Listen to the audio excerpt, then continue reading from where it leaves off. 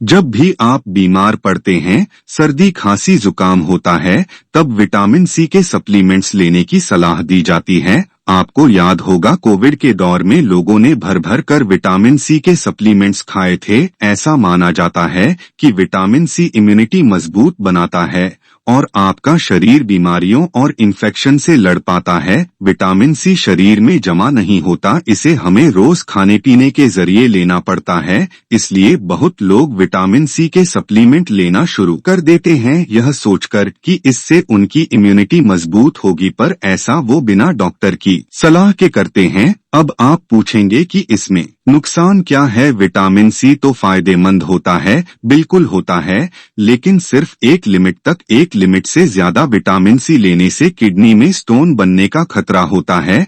और vitamin C लेने के लिए क्या क्या होता है? विटामिन सी एक वाटर सॉल्युबल विटामिन है जो हमारा शरीर के लिए बहुत ही इम्पोर्टेंट है। विटामिन सी नहीं होने के कारण या फिर नहीं खाने से एक बीमारी होता है, वह बीमारी का नाम है स्कर्वी। विटामिन सी हमारा बॉडी में को न स्किन और हेयर को हेल्थी रखने के लिए हेल्प करता है। तो स्कर्वी में क्या होगा? स्किन पूरा फट जाएगा, गम्स से ब्लीडिंग होगा और हेयर गिर जाएगा। Whenever you take any vitamin जो एक्सेसिव है, उसको हम हमेशा डिस्कस करते हैं। स्टडीज में देखा गया है कि अगर विटामिन सी हम प्रतिदिन मोर देन 1000 मिलीग्राम खाते हैं, देन किडनी स्टोन फॉर्म करने का रिस्क फैक्टर रहता है। तो यह किन किन में हो सकता है? जो एक्सेसिव विटामिन सी सप्लीमेंट्स ले रहे हैं और जिनको ऑलरेडी प्रीवियसली किडनी में एक स्टोन या 2 स्टोन फॉर्म हो चुका है, और जो पानी कम पी रहे हैं, तो यह रिस्क फैक्टर्स बन जाता है। तो इसका सॉल्यूशन यह है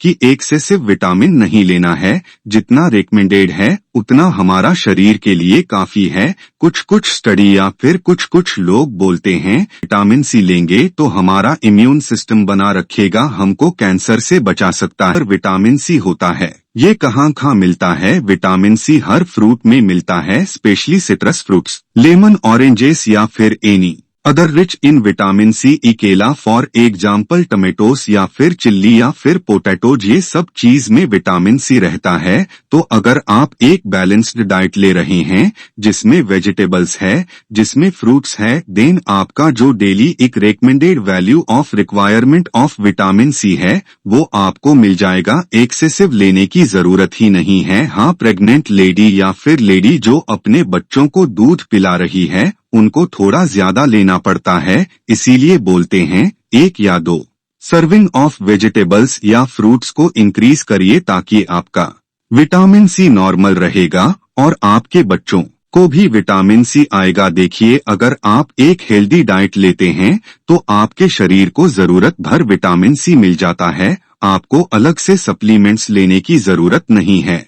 पर अगर आप सप्लीमेंट्स लेना चाहते हैं तो बिना डॉक्टर की सलाह के खुद से लेना शुरू मत करिए। तन की बात, आजकल लड़कियों को कम उम्र में क्यों हो रहे हैं पीरियड्स? से कुछ सालों पहले तक लड़कियों में प्यूबर्टी शुरू होने की औसत उम्र 11 साल थी, यानी 11 दिसंबर 2013 साल की उम्र तक उनके पीरियड्स होना शुरू हो जाते थे। लेकिन पिछले कुछ सालों से लड़कियों में मोटापा, आजकल बच्चे एक्सरसाइज कर रहे हैं और हाई कैलोरी डाइट ज्यादा खा रहे हैं, इससे उनके शरीर में फैट इकट्ठा होने लगता है। देखिए, मेंस्ट्रुअल साइकिल को एस्ट्रोजन नाम का एक हार्मोन कंट्रोल करता है। अब वैसे हार्मोन ओवरी में बनता है, लेकिन शरीर के फैट सेल्स भी थोड़ी मात्रा में एस्ट्रोजन बनाते हैं। ऐसे में जब शरीर में फैट जमा होता है तब एस्ट्रोजन का लेवल भी बढ़ जाता है, जिससे प्यूबर्टी समय से पहले हो जाती है। दूसरी वजह है जंक फूड और प्रोसेस्ड फूड खाना। इस तरह के खाने में अनहेल्दी फैट और शुगर ज्यादा होती है,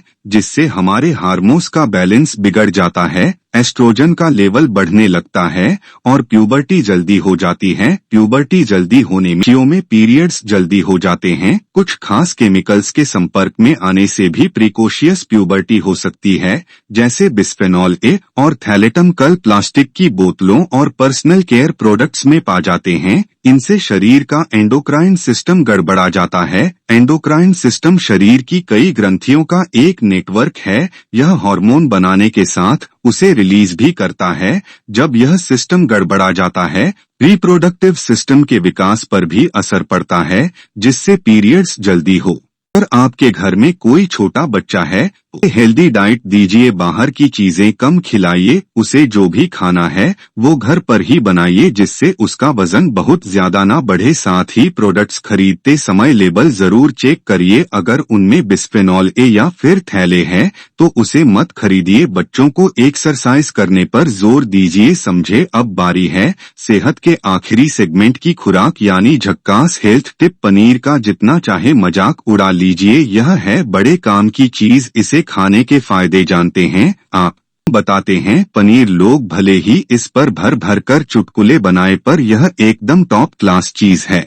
आता ही है पनीर से कितना कुछ बनाया जा सकता है। पनीर की सब्जी बना लो, पनीर टिक्का बना लो, कच्चा पनीर भी खाया जा सकता है। अब खाने में जितना लाजवाब है उतने ही इसके फायदे भी हैं। इसके फायदे क्या हैं? यह पनीर पोषक तत्वों से भरपूर है। इसमें प्रोटीन भी, vitamin, sodium, selenium, phosphorus, calcium, flat और राइबोफ्लेविन पाया जाता है। इसमें कार्ब्स कम और प्रोटीन ज्यादा होता है। अगर आप लॉस करना चाहते हैं तो पनीर इसमें आपकी मदद कर सकता है, और इसकी दो वजह हैं। पहला, इसमें कैलोरी कम होती है। 100 ग्राम पनीर में सिर्फ 98 कैलोरीज होती हैं। दूसरा, इसमें कैसीन नाम का एक प्रोटीन होता है। इस प्रोटीन को खाने के बाद पेट देर तक भरा रहता है, लिहाजा हम ओवर ईटिंग नहीं करते, कैलोरीज कम खाते हैं, जिससे वेट लॉस में मदद मिलती है। अब कई बार लोग वजन तो घटा लेते हैं, लेकिन साथ साथ उनका मसल लॉस भी हो जाता है, यानी मांसपेशियां कमजोर हो जाती हैं। यहाँ भी पनीर आपकी मदद कर सकता है। पनीर में प्रोटीन होता है। प्रोटीन सैकड़ों छोटे छोटे अमीनो एसिड्स से मिलकर बना होता है। प्रोटीन शरीर में पचने के बाद टूटता है और फिर अमीनो एसिड्स में बदल जाता है। ये अमीनो एसिड्स हमारे शरीर के टिश्यूज की मरम्मत करते हैं और उसके विकास के लिए जरूरी हैं। और सिर्फ यही नहीं, पनीर में कैल्शियम और फास्फोरस भी होता है। इससे दांत और हड्डियां मजबूत होती हैं। साथ ही ऑस्टियोपोरोसिस होने का भी खतरा घटता है। ऑस्टियोपोरोसिस यानी हड्डियों का कमजोर हो जाना या नाजुक हो जाना। पनीर प्रोबायोटिक भी होता है, यानी इसे खाने से हमारे पाचन तंत्र में मौजूद अच्छे बैक्टीरिया सही से काम करते हैं। इससे पेट की सेहत दुरुस्त रहती है। हालांकि अगर आप लैक्टोज इंटॉलरेंट है, आपको डेयरी प्रोडक्ट से एलर्जी है, पनीर खाने से परहेज करें। आज सेहत पर इतना ही।